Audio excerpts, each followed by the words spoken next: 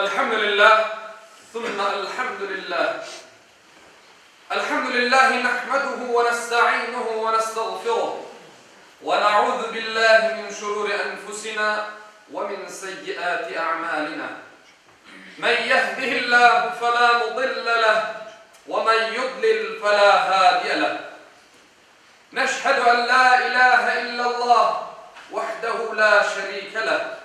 ونشهد أن سيدنا وسندنا ومولانا محمدا عبده وحبيبه ورسوله أما بعد فيا عباد الله اتقوا الله وأطيعوا إن الله مع الذين اتقوا والذين هم محسنون قال الله تعالى في محكم كتابه الكريم بسم الله الرحمن الرحيم يا أيها الذين آمنوا إنما الخمر والميسر والأنصاب والأزلام رجس من عمل الشيطان فاجتنبوه لعلكم تفلحون صدق الله العظيم. Saygılı ve muhterem Müslümanlar, sevgi ve merhamet dini olan İslam 5 şeyini, yani aklını, canını, neslini, malını ve dinini korçalamakını esas alır. Bularını elal yollarda kullanılmasını farz eder. Bu kıymetlerge de bir şekilde zarar verilmesini yasak eder. Dinimiz insanın dünyada ve ahirette bahtlı olmasını esas alır. Buna göre de Kur'an'da ve cemiyette davalarga, rahatsızlıklara yol açan, rakı ve sigaretle başlayıp insanın aklını, yüreğini ve bedenini bozan bütün zararlı maddelerini yasak etmektedir. Bütün insanlarını, hususan balalarımızını, yaşlarımızını sigaret, rakı, afyon yani mak dediğimiz ve başka alışkanlıklara alıp bakan zararlı şeylerden korçalama her bir Müslümanın vazifesidir. Balalarımızı bu yarama alışkanlıklara alıp bakan sebepler arasında Kur'an'da içindeki münasebet eksizlikleri, sevimsizlik, şiddet, horlav, yanlış arkadaş sayılavı gibi faktörler bulunmaktadır. Bala yetiştirilmesinde ihmal edilgen vazifeler, yaşlıkta yukarıda anılgan yamanlıklara sebep olan, balalarımızı böyle yarama alışkanlıklardan uzak tutmanın en tesirli yolu, Kur'an'da vazifemizin farkında olmaktır. Ve onlarını dolusunun yerine getirmektir. Yani bizler ana baba olarak oz evladımızı kontrol etmek gerekmez. Evladımız kayda bardı, kimnin dost olar, vaktini ne yerde, kayerde geçirir. Bütün bularını ana baba kontrol aslında tutması gerektir. Çünkü pek karışık bir vakit içerisinde yaşamaktamız ve bizim bu kontrolsüzlük sebebinden ana baba olarak evlatlarımız da farklı ve yanlış yollarda girebilirler. Onun için bütün bularını göz önünde tutup elimizden maksimum neler gele olsa evladımızı doğru yolda koymak için uğraşmak ve çalışmamız gerekir. Sevimli Peygamber Efendimiz Aleyhisselatü Vesselam bir hadisinde içki hakkında böyle buyurgan eder. Allah Teala içki içkenge, içirgenge, onu alıp satkanga, yapkan saklaganga, taşıganga, özüne alıp barganga ve akçasını aşaganga lanet etti. Aziz Müslümanlar, dinimiz İslam yaramay ve zararlı şeylerini yasak eder. Haram etilgen şeyler de büsbütün haramdır. Yani domuz eti haram kılıngan olsa istisnasız her yer haramdır. Halkımızın içinde bazı fikirler yürümektedir.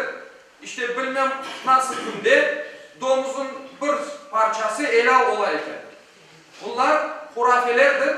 Dinni özümüzge göre tertiplemek demek. Bu da Allah'ın emirlerine ters gelir, büyük bir günahka kirilir. Bunu katiyen yasaklayınız. Bir de haram edilgen şey az da olsa, çok da olsa hep bir haramdır. Mesela rakı haram kılıngan ise, az içilse de çok içilse de haramdır. Yani haramın az olması, haram olan şeyini haramlıktan çıkarmayın. Onun bir kısmını ele etmeyin. Bu demin başında okuganım ayette, bakın Allah Teala Maide suresinin 90. ayetinde neler buyuruyor? Ey iman edenler! İçki, kumar, tiklengen taşlar ve fal okları ancak ve ancak şeytan işi, birer pisliktir değil. Onlardan uzak durunuz ki kurtuluşa erişirsiniz.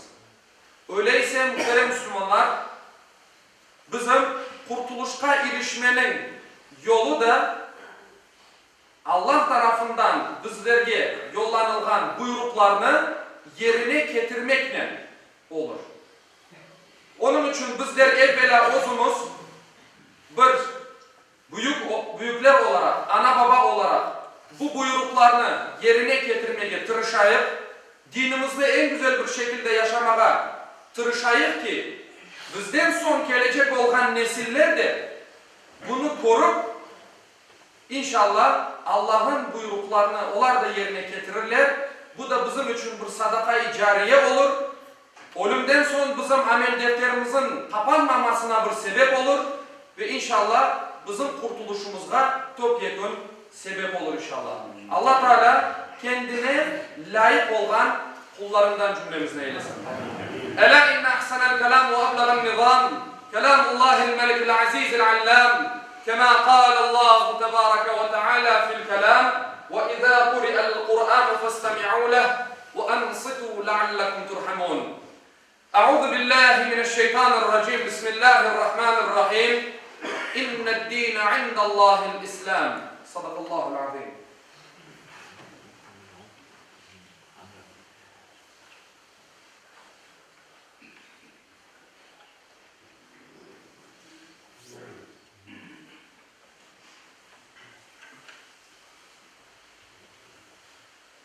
الحمد لله حمد الكاملين والصلاة والسلام على رسولنا محمد وعلى آله وصحبه أجمعين تعظيما لنبيه وتكريما لفخامة شان شرف صفي فقال عز وجل من قائل مخبرا وآمرا إن الله وملائكته يصلون على النبي يا أيها الذين آمنوا صلوا